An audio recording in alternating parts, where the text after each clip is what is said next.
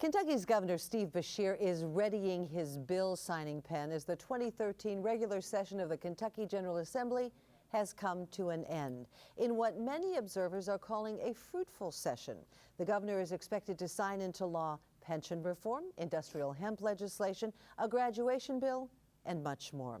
Coming up on Kentucky Outlook, fresh from the steps of the Capitol and Interstate 65, we'll be welcoming to the program Representative Jody Richards and Senator Mike Wilson. Kentucky Outlook is next.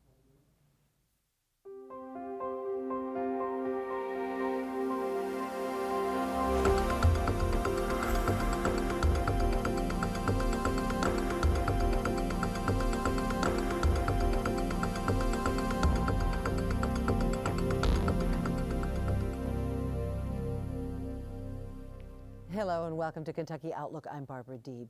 As we mentioned, fresh from the just completed 2013 session of the General Assembly, the Kentucky General Assembly, we welcome two individuals who can give us the debrief, if you will. Welcome Representative Jody Richards. Glad to have you here. And in addition, we are joined by Senator Mike Wilson, a Republican representing the 32nd District of Kentucky. So, you know, we talked about a fruitful session, and I have to tell you, the scoop before we got started taping the show was the fact that it was a good session. People got along. Yes, it was. Unusual? Well, I think you had, for me personally, I think Senator Stivers had a lot to do with setting the tone from the Senate perspective, the new Senate president. He was really encouraged us to sit down and talk with our counterparts in the House. And I chair the education committees and also Chairman Rollins in the House. We got together, worked together well, worked early. And just had a lot of that, a lot of bipartisanship, a lot of talking, working things out, and he really set the tone. Setting the tone, we're talking, of course, about David Williams, who ran the Senate for many years and retired to take a judgeship.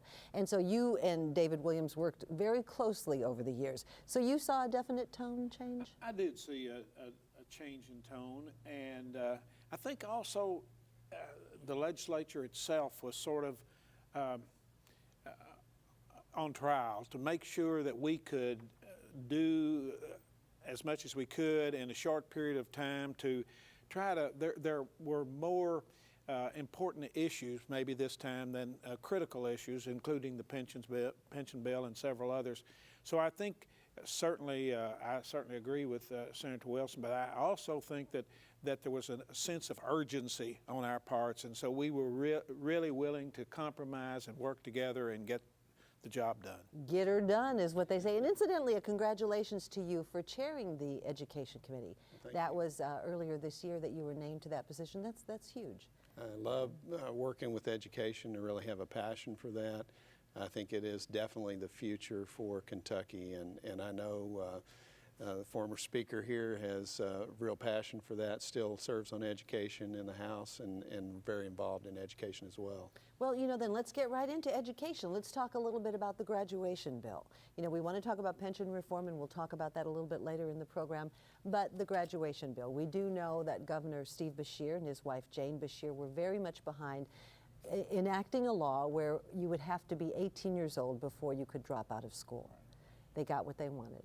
Well, they did, but it was, again, in a spirit of bipartisanship and cooperation in that it wasn't an immediate mandate, but it allowed the people to, the school districts to determine whether they wanted to change the graduation date from 16 and eventually to 17 and then 18, or for the what ultimately happened was that that the local decision makers could make up their minds, the local school systems. Mm-hmm. So, and once you get 55% of those who've done that, then it is mandatory for everyone in the state. And this will take place in 2015, with the 2015 Right, yeah, it goes into effect there, and like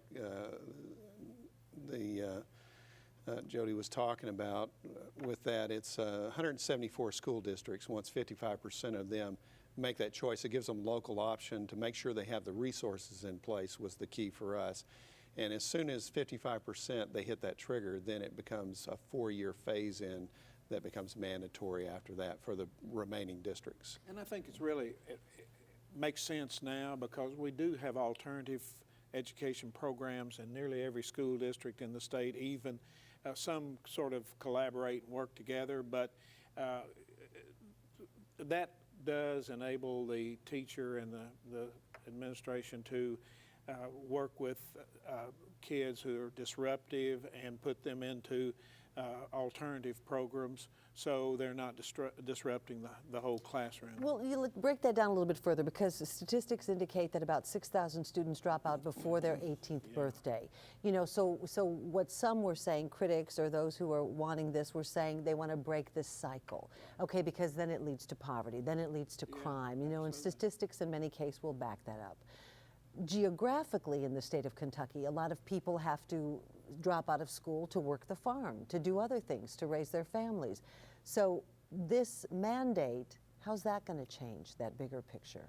Well, I think it sends a statement is the whole point, that education is important. And Barbara, I will reiterate that it is law right now that you cannot drop out until you're 18. You can only drop out with parent permission, signing that with the counseling with the principal and superintendent. After you do that, then you can drop out. But one of the things that for us and then for the governor, I know that they wanted to make that statement that education is important. And in those figures, you'll find out that fully 1/3 of the dropouts are 18 when they do drop out. So for those kids, we don't know that this will make a difference. But it does send a statement to the younger children that they have to stay in school until they're 18. Stay in school. While we're talking about education, let's talk about those who have worked for years in the education system and they're getting a pension, or future pensioners. Pension reform was passed, and that was a big deal. Yeah, actually, though, we did not deal with teacher retirement. It was the in the Kentucky Employees Retirement System and the county's employment retirement system, and this was a big deal. We made some major changes, and I guess the main thing was it's now become a hybrid, will become a hybrid system, and where 4% of it, every retiree after, now this is new retirees only, and it starts after January 1st of next year.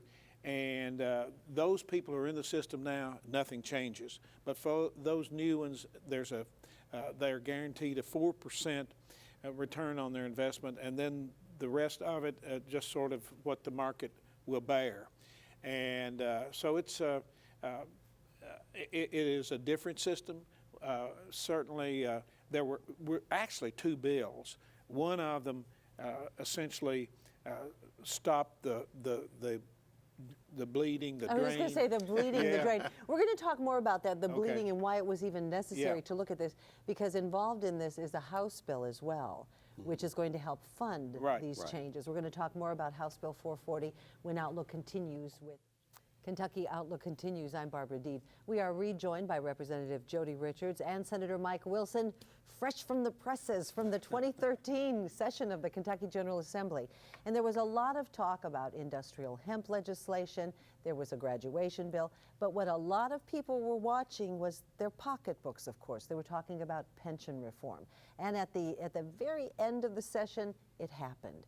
It came to consensus. So this pension reform, help our viewers understand why it's important to them, and the fact that it involved a Senate Bill 2, and then a House bill to fund it, House Bill 440. So let's give us a sense why we even had to look at pension reform. Bleeding, going broke? Well, yes. Many states, most states have had the same problem, and there are lots of reasons for that. Part of the acute reason, the reason it became so acute, was the fact that the economy had a downturn, and we were not getting the return on investment that would have taken to keep the retirement system whole, and so that's the main reason we did it. And so the House bill did fund or will over time hopefully fund the problem that we have now with the retirement system. And then, of course, the Senate bill changed the system. Itself, but then you got to pay for it. So Yeah. we're talking about $100 million potentially raised to help pick up the tab That's Right. in 440. through the House Bill 440. That's to fully fund the ARC, which is the actuarial required contribution every year. They had done some pension reform previously, and it was graduated to eventually get to a place where they were paying 100%. And unfortunately, the unfunded liability was about $33 billion. And we are, if they rank states, we're next to the last as far as financial insolvency looks, because within 4 years we would be on a pay-as-you-go system, which would take $1 billion out of our budget, which is fully 1/9 of it, and that's we would have no assets left in our Unacceptable. retirement system or anything. Well, as part of 440, $10 reduction in personal income tax credit. It stands at 20 as we speak, so that's going to break that down, and that money is going to help to go to this $100 million. That's about 32.5 million. Okay, and then trade-in credit for new cars. What are we talking about? Well, that Kentucky has a very unusual system of the way we help on a new car trade-in, and what this does is change that, and the actual price of the actual amount of the trade-in is what you get a tax break on now. Okay, so that's going to raise some more money. And I love this one, enhanced collection efforts by the State Revenue Department. Shouldn't they be doing that anyway? We're going to enhance those efforts? Well, one of the things that happens, like your big stores, like your Walmarts and things like that, the state actually pays them a vendor fee for collecting sales tax. And so what we are doing now, it used to be very laborious, a lot of paperwork to fill out. Now it's pretty much all electronic. It's figured right there, and they transmit it electronically. And so we're reducing those fees that we do pay to them now, and that's going to recoup, I don't know if that's about $15 million. Adding to this $100 million price And tag. then voluntary soft compliance on sales tax for things purchased out of state and things like that. And then conforming to the federal tax code. That's the federal tax code changes from year to year often, and so if we then conform to the federal tax code, we raise another $30 million. Okay, so that's something, and it affects all of our pocketbooks. And so will there be a checks and balance? How will we know that, yes, this is working, no, it's not working, we need to tweak it? You know, where does that fall? It will take a while, but I think hopefully it will work. I'm a little concerned about the new plan, but it will take 3 or 4 years to know, in my judgment, whether it's working or not. And let me just reiterate a little bit that it doesn't do anything to current retirees, and our goal was to save their pension. Also, we did previously, the initial thing was no COLAs, but we did put the COLA language back in. COLA being? Cost of living allowance. However, from this forward, they will have to be fully funded before they can have a COLA. And I think everybody was happy to get that language back in there for our retirees and those that are coming up in the system. But for the new hires, and this is another important point to make, this applies to new legislators and new judges equally as it does to new hires in January the 1st, 2014. Yeah, that's a really important point. Yeah. This does treat cost of living adjustments just like the teachers. Right now, they have to be pre-funded in the KTRS, Kentucky Teachers Retirement System. It has to be pre-funded before they get a cost of living adjustment, and usually it has been fairly small. Lately, 1.5%, 2%, something of that sort. But both systems, all 3 systems, will be treated now in the same way and have to pre-fund an adjustment. So you feel good about it? You feel like you did what you set out to do? I feel like we have done what we set out to do. We saved the pension, for our retirees, our current state workers. And nobody got everything they wanted. No. I think that's the key, but I think it was a good bipartisan agreement. I'm a little concerned about the hybrid system, whether there will be enough money make it work, because now with a hybrid system, the employee has half of it goes in he or she can just invest it, and but So it's up to them. yes, the burden but falls upon that's them. right. That But they the have problem, but the situation is, after 5 years, they can take that money and go to Indiana and go to work. It's portable. Portable. So That's a nice option. well, it's a nice option, but it takes money out of the system, which concerns me very much. I see. Takes money out of the It is system in similar Kentucky. in a sense to a 401k, but it is a defined benefit in that it guarantees 4% rate of return per year. That's the defined benefit part of it. And it does take 5 years to be vested in it, but it is portable. If they leave before then, they can take what they've invested and return on their money. After 5 years, they're able to take what the state's given back and the investment returns on all So it's a of it. good first start. I think it is. It's a start, and to be determined. Now, we want to talk about hemp, industrial hemp. Did you know the background on some of this stuff? You mentioned that back in the day, I don't recall when, but you remember when they used to grow hemp. I do, and they made rope out of it. That was the primary use of it, as I remember it. During World War II, they used it as rope, and it was very good. Although you can do so many things with it, and make clothing from it. And My wife uses hemp hand cream. And uses hemp. You could make lotion. That's true. Yeah, that's right. Yeah. So it can be used in a lot of different ways. However, at the federal level, they're looking at this as well. We're going to talk more about industrial hemp when Kentucky Outlook continues right after this. Stay with us.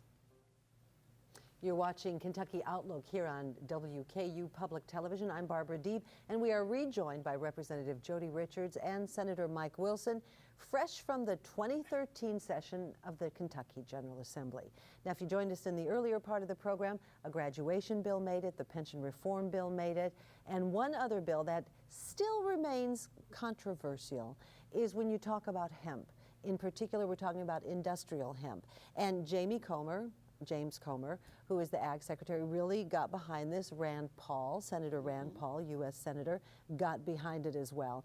And I think people don't really understand in large part what we're talking about when we're talking about industrial hemp, because the bill that was passed rides a lot on the fact and on the fate of whether or not the federal government moves forward with industrial hemp. So help our viewers understand that, if you will. Well, what's House bill is Senate Bill 50. Senate Bill 50. We had so many bills we were dealing with last night. Senate Bill 50 simply sets up a framework, and with the compromise out of the House, would allow them, based on if we were able to get a waiver from the federal government, or the federal government decides to go ahead and allow the growing of hemp in the United States, would put Kentucky in line with a framework to do test plots of growing hemp, is my understanding, as a pilot type project, doing test plots of that to see if that would be viable and work for us to be a crop that farmers could raise here in Kentucky. So that would be an alternative for Kentucky farmers. Not everywhere in the state, because certain parts of the state are better suited to growing industrial hemp. Right now, the federal government for years has forbade it from happening, and Canada, as I understand it, can grow it. The other thing is, right now there are no existing markets, and although you can do a lot of different things with hemp, the question is, what would be marketable? How can farmers make money with it? So this bill sets up a research program at the University of Kentucky, and also allows the comprehensive universities to get involved also in trying to figure out how, what the best uses of it and how it can be marketed. Of course, there's some belief that it can be used to help make ethanol or used in vehicles to power vehicles. So we try to figure out what the markets are, the uses of it, and So this is set up almost a framework. a framework. So this is kind of like a get ready, just in case the Yes. federal government says, then we'll be ready That's to right, roll. right. And Kentucky can That's benefit exactly right, from right. that. Okay, so that step has happened.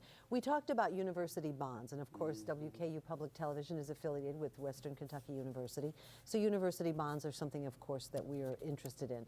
But to the average viewer, who cares?